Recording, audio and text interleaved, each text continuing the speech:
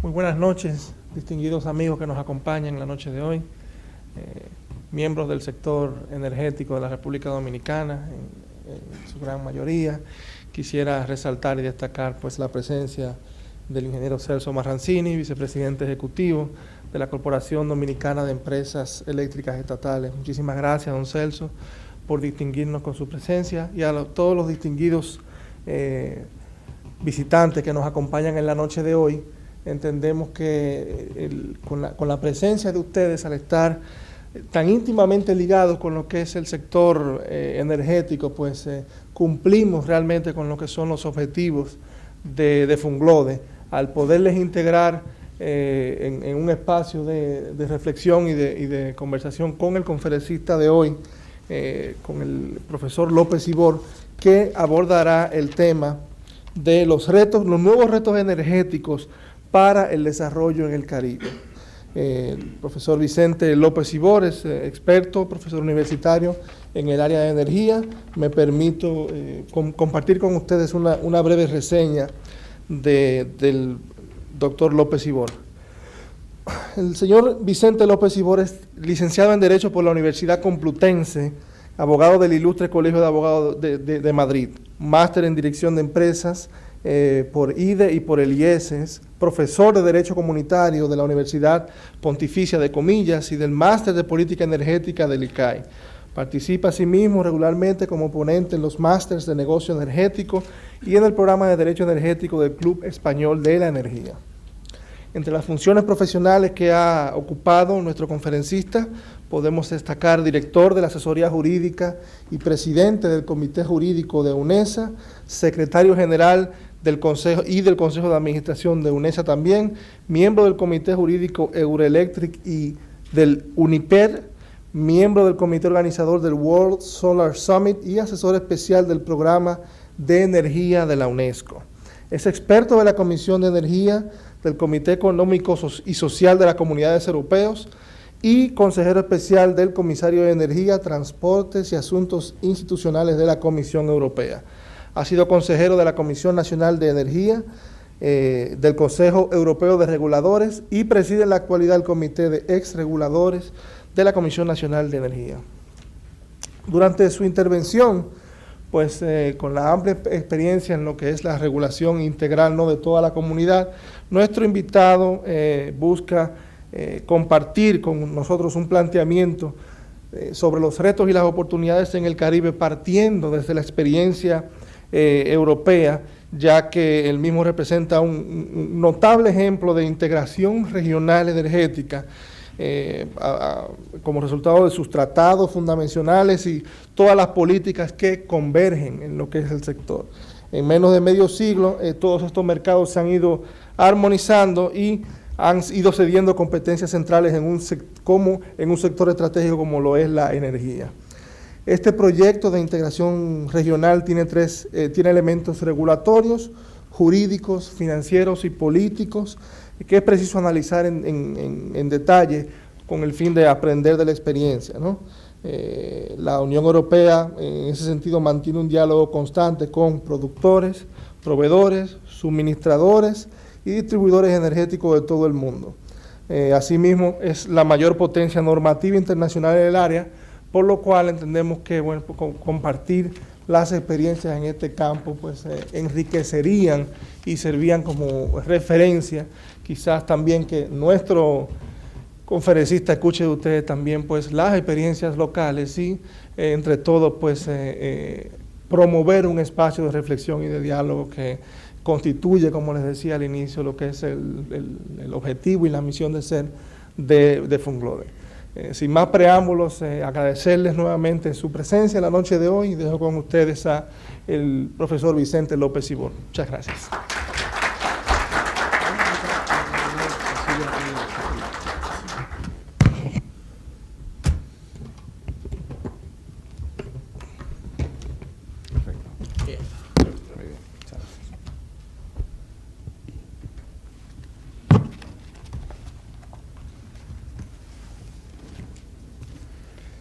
Muy bien, buenas tardes a todos.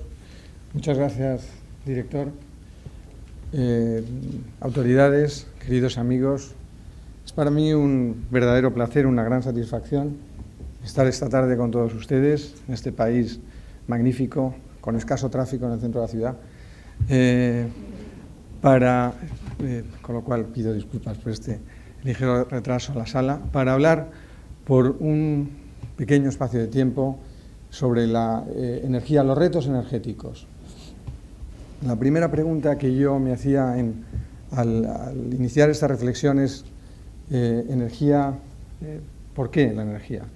Casi es un ejercicio de filosofía de petición del principio. No se trata tanto de destacar la asignatura como significar la importancia de la energía que podemos ver y se puede encontrar de manifiesto en los acontecimientos internacionales. Basta la mera lectura de los periódicos, de la información general, pasar revista a los informativos internacionales y advertir que casi todos los acontecimientos que suceden hoy en la escena internacional, en la dialéctica de las relaciones internacionales, tienen también un componente energético muy importante. La crisis en el norte de África lo evidencia, el diálogo de proveedores que citaba el director, la crisis hace poco tiempo, pocas semanas, a pesar de la aceleración histórica en Fukushima, todo ello nos recuerda la importancia de la energía, ese porqué de la energía en un mundo crecientemente globalizado. En mi exposición trataré naturalmente de poner el acento de los retos energéticos desde la perspectiva que me es propia, que me es más familiar, como es la de la Unión Europea, y desde la Unión Europea acercarme a su núcleo de intereses y de conocimientos, y por tanto la perspectiva de la integración, también entiendo muy importante en el área del Caribe. No hay integración energética sin preocupación por la construcción de los mercados y por poner de manifiesto, también poner de relieve la importancia de las redes, de las infraestructuras. Haré una breve reflexión sobre lo que yo me permito calificar como la irrupción medioambiental, es decir, el componente de las políticas medioambientales, que en ese poder normativo que usted citaba, que es la Unión Europea, cobra un efecto especialmente notable. Esa intersección entre energía y medio ambiente tiene un nombre y unos apellidos concretos, que es fomento del uso de las energías renovables y, en este momento, de la ecuación energética europea, también de la eficiencia energética.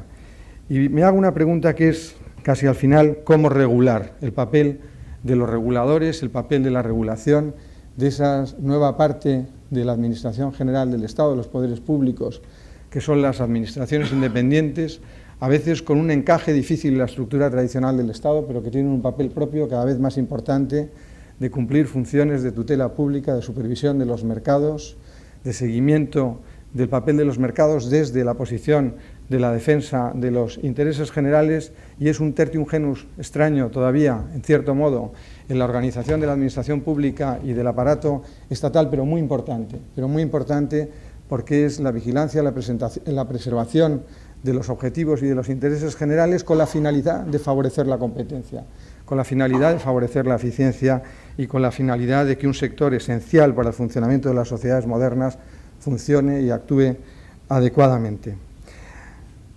Un debate que se produce en el ámbito intelectual y del que estoy seguro esta casa se hará eco en no pocas ocasiones es en torno a los perfiles, al contenido propio, incluso al propio alcance de la globalización.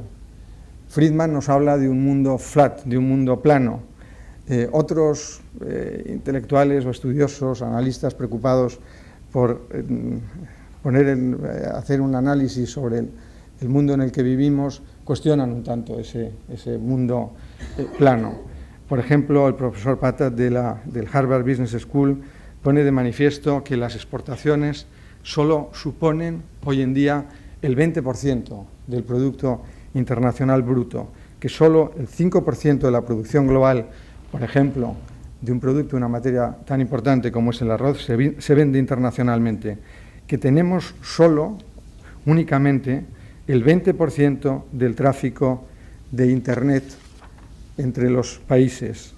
Pero quizá para mí, aunque son importantes estas observaciones de Pajan, al que he conocido, he tenido la suerte de conocer y tratar bien en Boston y en Harvard, y me parecen pertinentes sus apreciaciones, entre otras cosas porque alimenta con datos las reflexiones, cosa que ocurre menos en las que realiza Friedman en su World is Flat. A pesar de eso, la aceleración de la historia, la aceleración de los flujos que provoca la globalización, creo que hay que tenerla muy en consideración con los impactos cruzados, cuando vemos que, según nos comenta el Environmental Protection Agency de los Estados Unidos, el 25% de las cenizas de las emisiones que se producen en esa zona de los Estados Unidos son provocadas por otras áreas regionales, en concreto provincias de China, pues parece que efectivamente también la interrelación entre los países debe merecer una atención preferente, o que un accidente en una central de generación en Alemania desborda los sistemas eléctricos mallados de otros países, parece que también hay un nuevo componente de las relaciones internacionales, o cuando vemos que un accidente en la refinería de Texas altera la industria del automóvil en países europeos o modifica el aumento de los precios con carácter general energéticos, también parece que la globalización y las nuevas relaciones internacionales tienen algo que decir. Pero, en definitiva, en ese marco global de la globalización ponemos de nuevo a la energía en uno de los lugares prioritarios de la agenda política, de la agenda económica y, naturalmente, de la agenda social. Y esto es porque el suministro de la energía sigue siendo algo esencial para el funcionamiento de nuestra sociedad, tanto como elemento de consumo para el ámbito doméstico, como factor de producción, como ustedes conocen muy bien, de utilización general de la producción, del que depende la competitividad de una parte muy importante de la industria y la comodidad, el bienestar de una parte muy importante de las sociedades en el mundo actual. El presidente del Consejo Europeo, el presidente permanente del Consejo Europeo desde hace poco tiempo, como ustedes saben, con ocasión de la aprobación del Tratado de Lisboa, Europa dispone de 3 presidentes: el presidente de turno del Consejo Rotatorio, el tradicional, el Consejo de Ministros, el presidente de la Comisión Europea y el presidente del Consejo Europeo. Pues bien, este último, con experiencia de gobierno, porque fue antes primer ministro de Bélgica, ha dicho una frase que yo le reconozco que he tenido que leer varias veces para estar seguro de que los términos literales de esa frase eran como los que le voy a comentar. Ha dicho una frase muy breve, pero muy clara. Los temas energéticos, ha dicho Van Rompuy, definirán la política del siglo XXI. Punto. Y aparte. Y luego continúa su aseveración. Ha dicho los temas energéticos definirán la política del siglo XXI. Y para apoyar esta afirmación, y ha dicho que no solo se trata de una batalla de subsistencia, sino una batalla que puede llevar consigo conflictos que pongan el mundo en situación de inestabilidad o en situación de crecimiento, en situación de desarrollo. Pero la energía en el centro, en el corazón del debate de la agenda política. El Consejo Europeo de Ministros de febrero de este mismo año consagró con carácter extraordinario una cumbre a reflexionar sobre los temas energéticos a los que luego me referiré. Y el presidente del Consejo subrayaba hacía esta afirmación en presencia de los presidentes y los primeros ministros de los 27 países europeos. También muy recientemente, en la celebración de la última conferencia del Consejo Mundial de la Energía, se subrayaban 4 mensajes.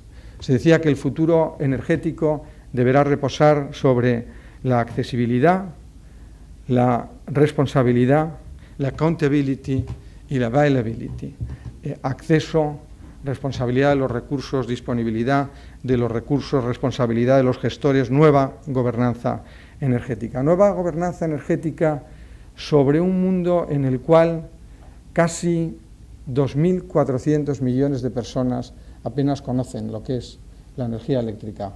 1.400 millones no conocen la energía eléctrica en sentido comercial, casi plenamente.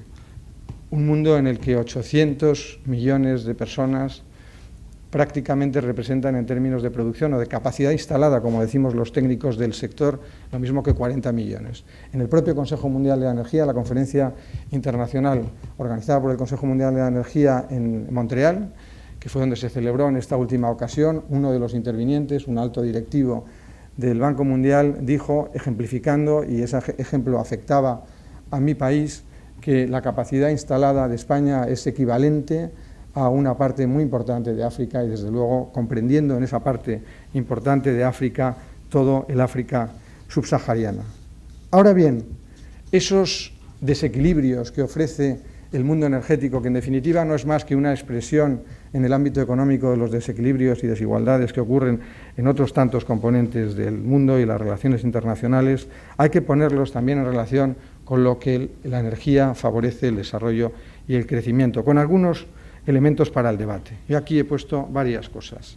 El recurso no asegura la riqueza y la importancia de la ecuación del petróleo. El petróleo seguirá siendo la energía primaria fundamental en los próximos años y la que satisfacerá la parte más importante de la demanda energética hasta los años 2030 e incluso 2050, superando los umbrales claramente de 55 o 60% del conjunto de la demanda general y prácticamente el 90% de lo que hace referencia al transporte y a la agricultura.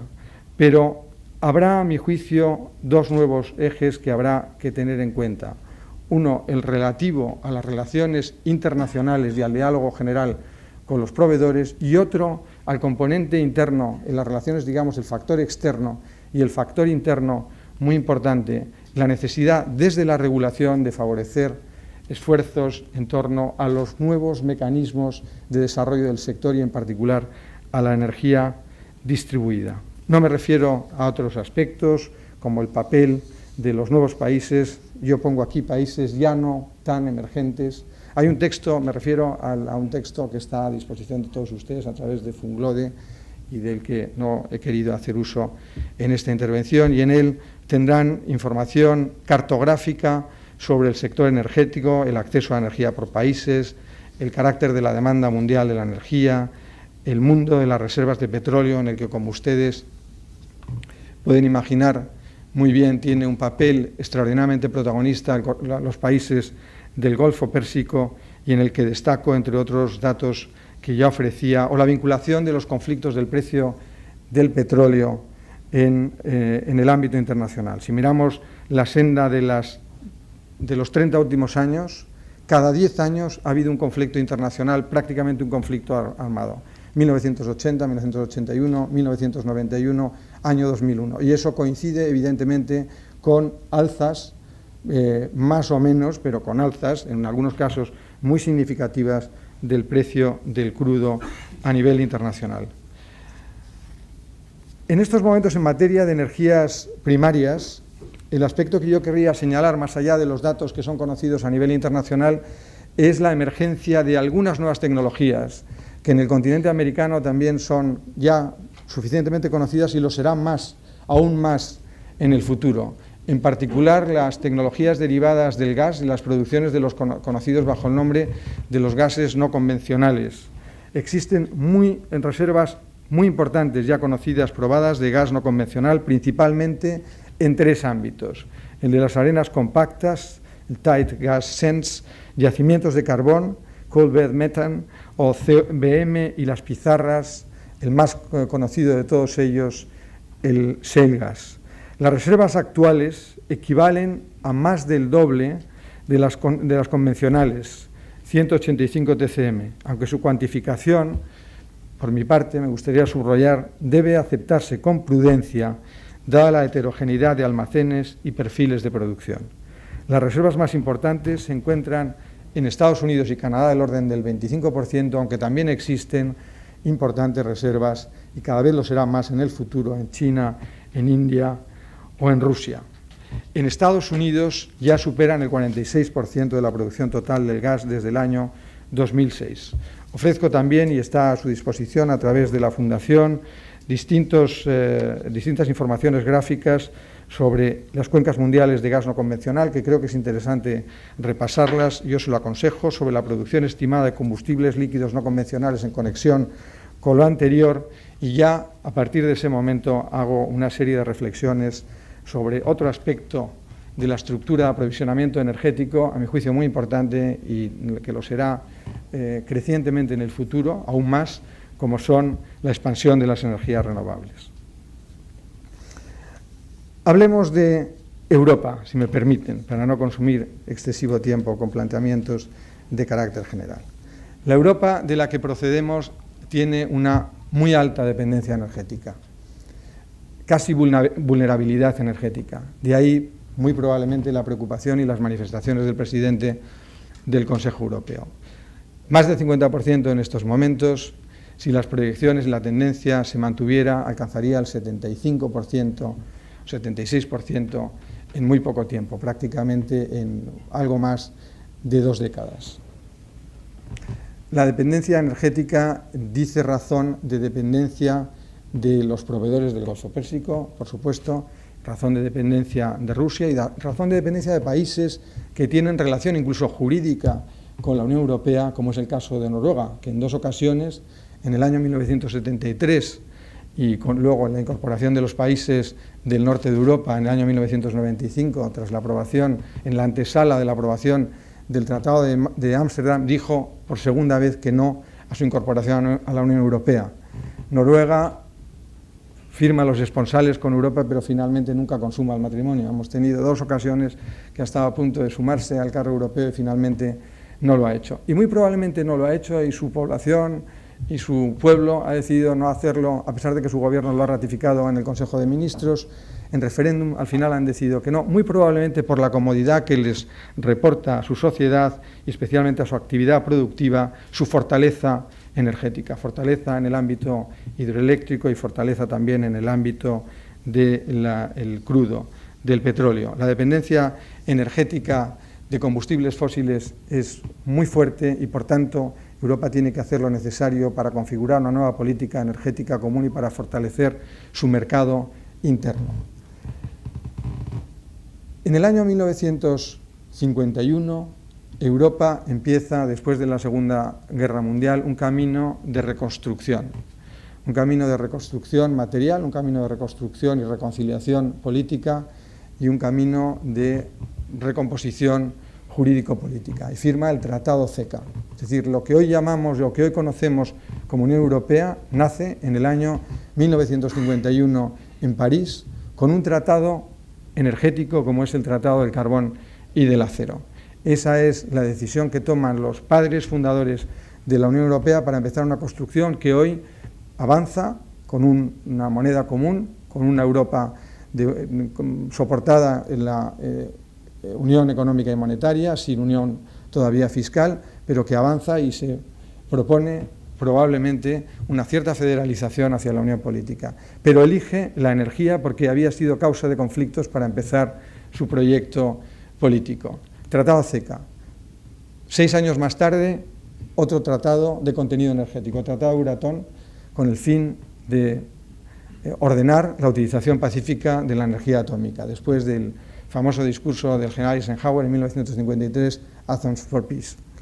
Y en ese mismo momento, en ese mismo día, el 25 de marzo de 1957, se aprueba otro tratado, el Tratado de la Comunidad Económica Europea, con la finalidad de regular en su conjunto la nueva Comunidad Económica Europea. Pero 2 de los 3 tratados constitutivos de la Unión Europea tienen sabor, naturaleza y contenido energético. Y sin embargo, durante 50 años, Europa no ha tenido política energética común. Hemos tenido que esperar al Tratado de Lisboa a que los países decidieran ceder una parte de su soberanía en un capítulo tan importante como es la energía, para poder también dar respuesta con una única voz, o al menos con una voz coordinada, a los desafíos energéticos. El hecho de encontrarnos 50 años después del Tratado Fundacional de la Unión Europea, el del carbón y el acero, con una situación de muy alta dependencia energética, ha tenido bastante que ver en esa decisión final de incorporar un nuevo título, el título 20, al Tratado de la Unión Europea para configurar una política energética común. Europa, mientras tanto, ¿qué es lo que ha hecho durante estos algo más de 50 años? Naturalmente ha tratado de responder de una manera ordenada a los desafíos que iban surgiendo y que impactaban sobre el sector energético. 1973 de manera muy particular, la crisis de 1973, y ya no me refiero a la del Canal de Suez, que precisamente encuentra su respuesta en el Tratado CECA desde la perspectiva europea, entre otras cosas, pero en 1973 tiene transformaciones importantes en Europa. Es el primer motor de aceleración para que Europa ponga en marcha un libro blanco, el libro blanco de Loss, y adopte el Acta Única Europea, es decir, pase de ser un mercado común a constituir un mercado interior. Hoy Europa intenta con 27 estados que son heterogéneos desde el punto de vista político, a pesar de que tienen una unidad de defensa de los valores democráticos, que son distintos en su estructura productiva, en su situación de generación de riqueza, intenta crear un único mercado también desde la perspectiva de la energía. Pero ese mercado se encuentra con grandes desafíos. Primero, las asimetrías que decimos en el campo de la regulación, asimetrías regulatorias muy importantes. La segunda, el desafío financiero. Hoy tenemos una crisis económica muy importante y hay que planificar las inversiones, hay que ver cómo construimos nuevas infraestructuras. En Europa hay que construir, desde el punto de vista de las infraestructuras energéticas, más de 320.000 kilómetros de redes. Hay que hacer un esfuerzo titánico, 1 trillón de euros, de millones de euros. Ese trillón de millones de euros debe cumplirse en un periodo de tiempo que no debe superar el año 2020. Luego, por consiguiente, Europa tiene que construir un mercado, pero ese mercado debe estar soportado por unas redes, por unas infraestructuras energéticas, interconexiones eléctricas, gasoductos, oleoductos adecuados para responder al desafío de ese mercado. Porque si no, Europa aumentará su dependencia y su vulnerabilidad. No solo su vulnerabilidad de las importaciones de combustibles fósiles, sino también su debilidad interior en términos de la respuesta económica, en costes y precios en el sector energético, especialmente en el sector eléctrico.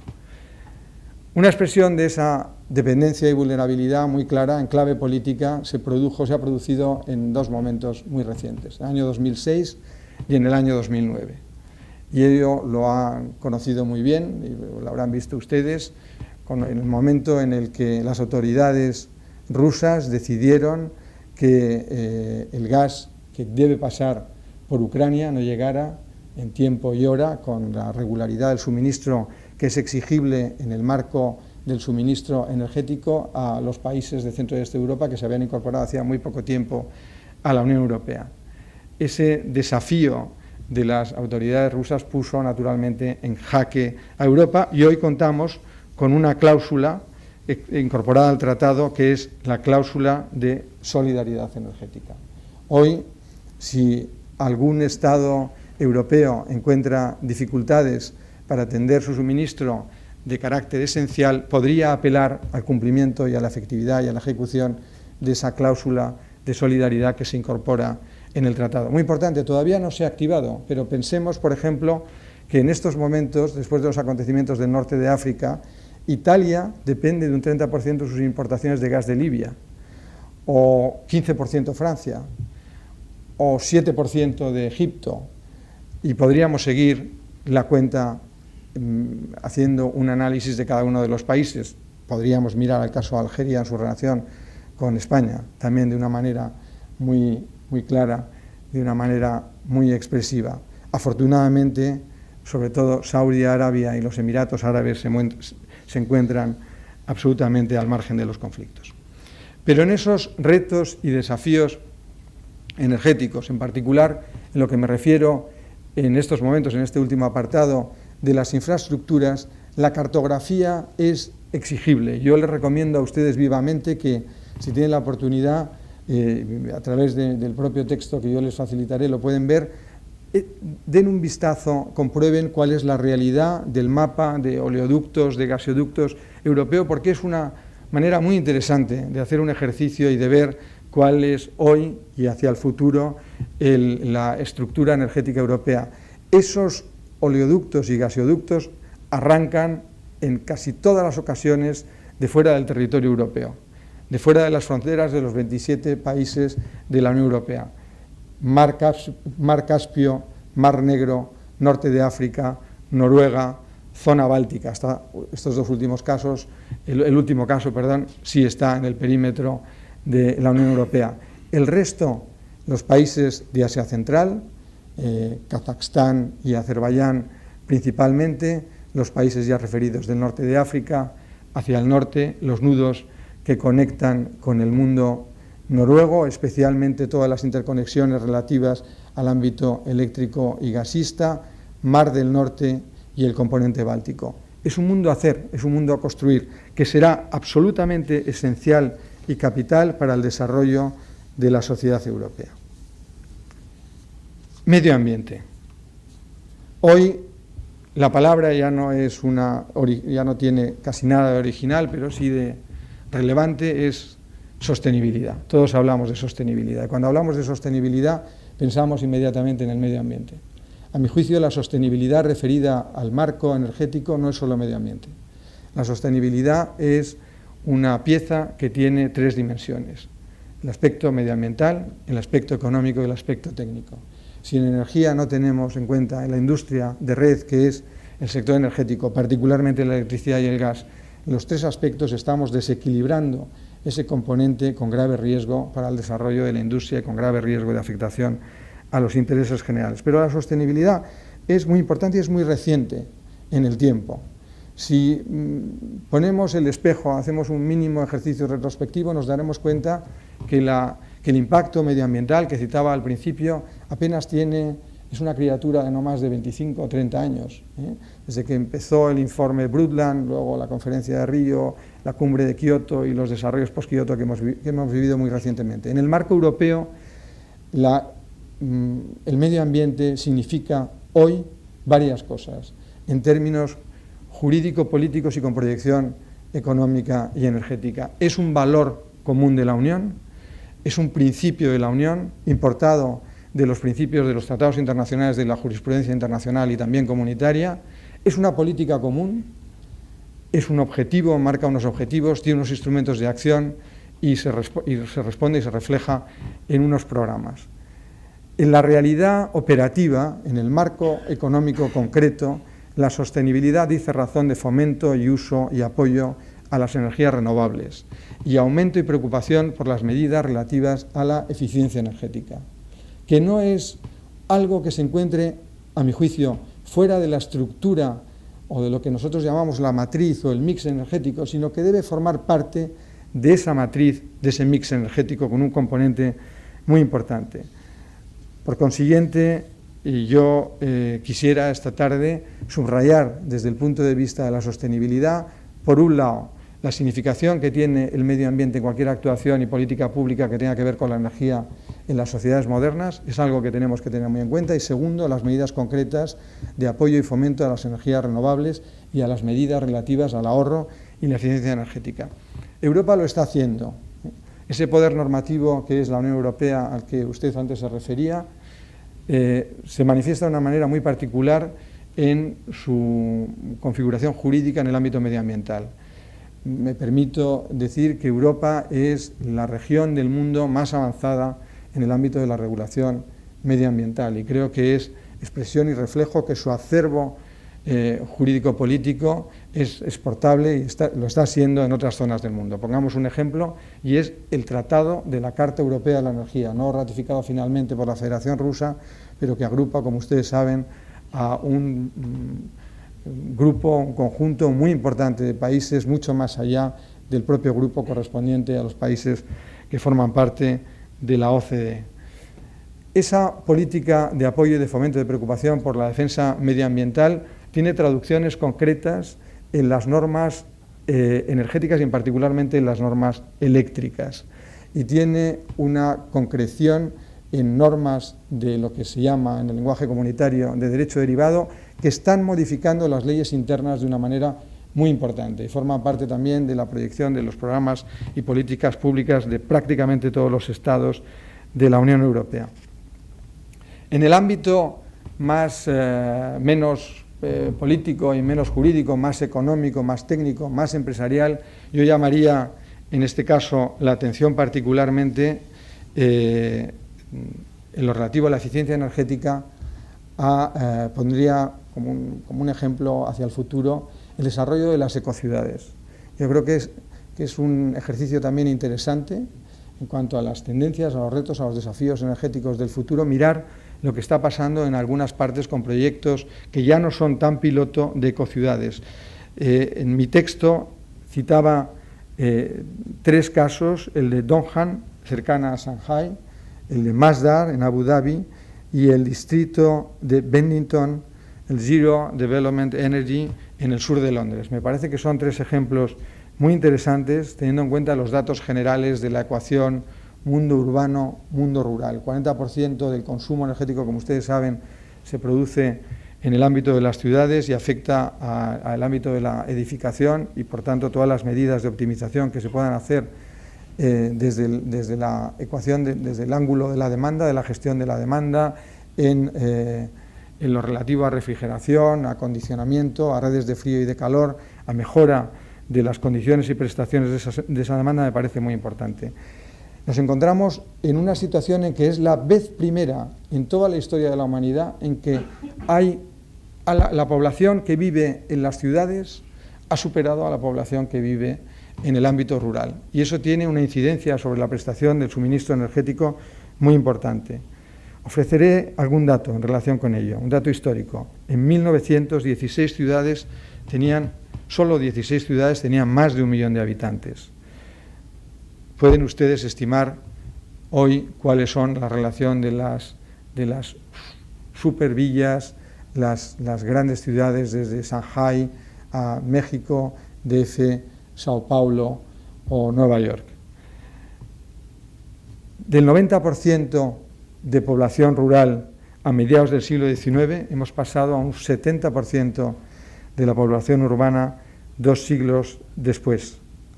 La transición urbana, energética, cito como la preocupación por las 54 villas que hablaba Tomás Moro en su Utopía. Y algunas palabras más concretas sobre regulación y futuro del sector energético. Sería para mí una osadía referirme a lo que tienen ustedes que hacer en su país y en el ámbito del Caribe. Lo conocen, sin duda, mucho mejor que yo. Pero si algo puedo aportarles esta tarde es la experiencia de algunos años en el ámbito de la regulación, en la Comisión Europea, en el Consejo Nacional de la Energía español y como observador, que procuro serlo y seguir atento, y también la experiencia privada. Y la primera reflexión que querría hacerles, muy general, es que el suministro eléctrico es un suministro esencial, así lo es, tiene el título jurídico de servicio esencial. Luego le ponemos nombre los juristas, en unos casos servicio público, otros servicios de interés general, otros servicios universal. Es un servicio esencial, pero es un servicio que cuesta dinero, que tiene un coste, que la formación de ese precio se agrega con una serie de costes y que esos costes hay que pagarlos de alguna manera, hay que planificarlos y hay que responder a esas inversiones en un mundo que encuentra en no pocas partes y regiones del planeta graves dificultades económicas. Y tiene que haber un paternariado, una alianza público-privada para atender ese suministro energético. A mi juicio, la regulación no puede ser solo una labor del Estado, aunque se oriente hacia el mercado, sino que tiene que actuar en una alianza permanente entre el sector público, que tiene la autoritas del sector público y la obligación de salvaguardar el interés general, pero también tiene que descansar y entenderse adecuadamente con el sector privado, que ha garantizado capacidad, eficiencia de gestión de esos servicios esenciales. Por consiguiente, yo subrayaría ese papel muy importante de que al final estamos construyendo un servicio para los ciudadanos. El servicio cuesta, son costes que se van agregando, pero al final forman un precio y ese precio tiene que ser eficiente y trasladar señales eficientes al mercado. Eso me parece un aspecto muy importante. El segundo, la significación también de las tarifas. Las tarifas tienen que responder, a mi juicio, a una metodología que traslade, como las grandes obras públicas, un periodo corto. Hay ciertas cosas que tienen que superar los periodos de formación de los gobiernos, de 4 o 5 años, y las redes, que son la parte regulada de la industria energética, sean electricidad o sea gas, se apoyan en unas tarifas cuya metodología tiene vocación de largo plazo, precisamente para garantizar la calidad de ese suministro, la fiabilidad de esas redes y la sostenibilidad económica y técnica del sistema.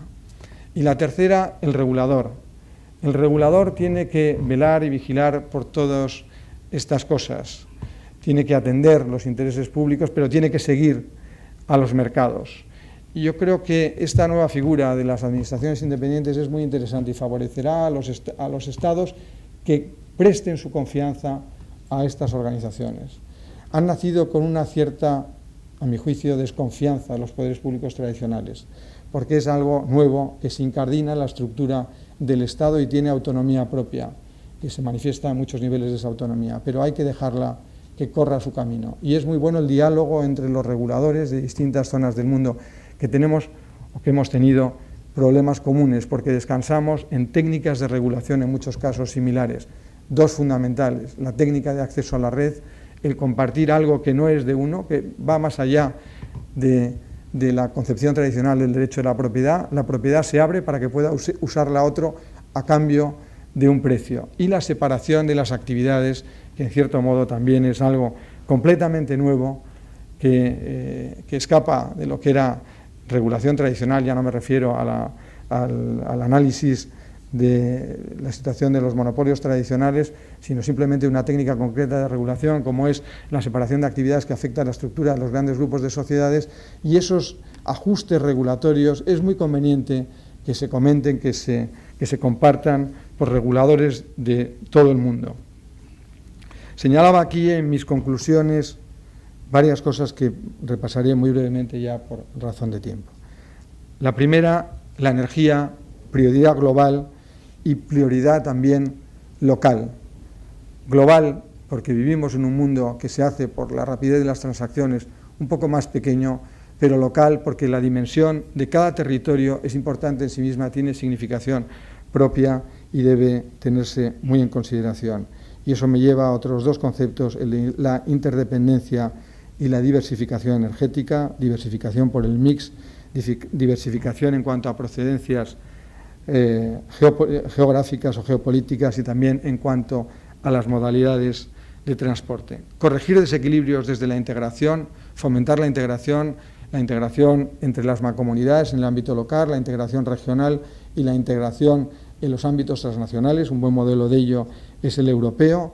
En el ámbito del modelo europeo en relación con la energía destacaría ese poder normativo en lo relativo al medio ambiente, la cuestión de las redes, la preocupación por las infraestructuras y el esfuerzo de que las infraestructuras suponen un esfuerzo financiero muy importante, y al final decía fallos del mercado, sin sombra del Estado, el papel del regulador, la importancia del papel del regulador.